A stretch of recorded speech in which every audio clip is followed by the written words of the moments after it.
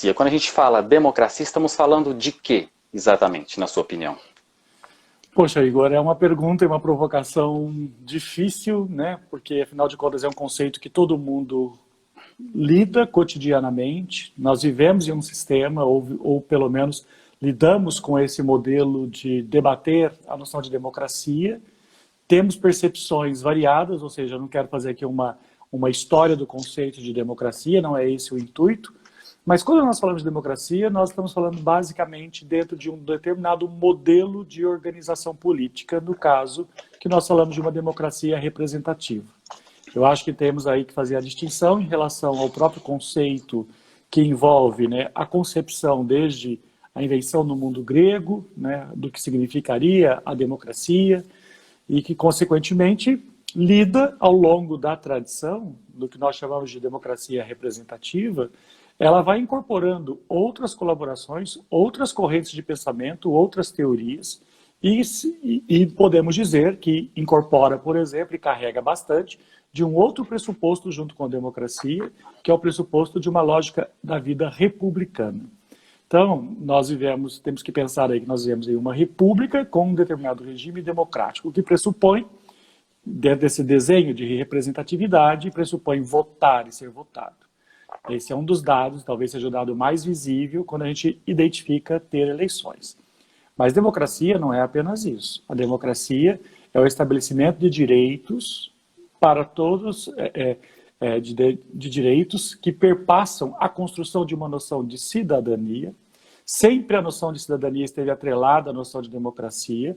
Então, por exemplo, se vamos ao mundo grego, nós vamos perceber nitidamente que quem é o cidadão, quem participa das lógicas do jogo político é aquele que é o cidadão. Portanto, nós vamos só agregando palavras e complicando a coisa, mas pensando na noção de cidadania, que é ter direitos e deveres, e pensando a lógica de uma vida republicana, que aí significa o pressuposto da coisa pública, do diálogo com a sociedade, em que todas as pessoas podem participar deste jogo, nós estamos desenhando um pouco qual é a concepção de democracia do mundo contemporâneo. Então, o que eu estou querendo tentar dizer e trazer como nesse primeiro momento é a reflexão a respeito de que a democracia ela é um regime, ela é o espaço em que tem que existir alguns pressupostos, como a noção de liberdade para poder organizar-se, poder falar, poder expressar e, consequentemente, todos os outros direitos que se conquista a partir desse poder de fala, que resulta, por exemplo, no poder de votar e ser votado. Consequentemente, para assegurar esses direitos, nós temos que ter uma batalha outra muito mais complexa, que daí é exatamente o modelo de consolidação da própria cidadania e de quem é que faz parte disso.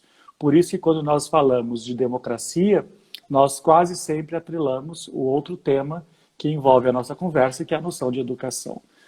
Não é possível falar de uma sociedade efetivamente democrática quando as pessoas não participam da mesma forma da vida política. Então, a democracia é um conceito político. E esse conceito político, ele perpassa todas as esferas da nossa vida. Quando eu falo que é um conceito político, no sentido de pensar as lógicas, na própria acepção do termo, que é pensar as lógicas de um bem comum. Procurar o bem comum é parte do exercício do debate, da reflexão, da contraposição de ideias e, consequentemente, a procura da construção de alguns caminhos convergentes. Democracia é conflito, ela é tensa, mas ela também tem que ser capaz de criar caminhos convergentes. Senão, se for a tensão pela tensão, o conflito pelo conflito, é o caminho para a guerra civil, e isso não é o exercício da democracia.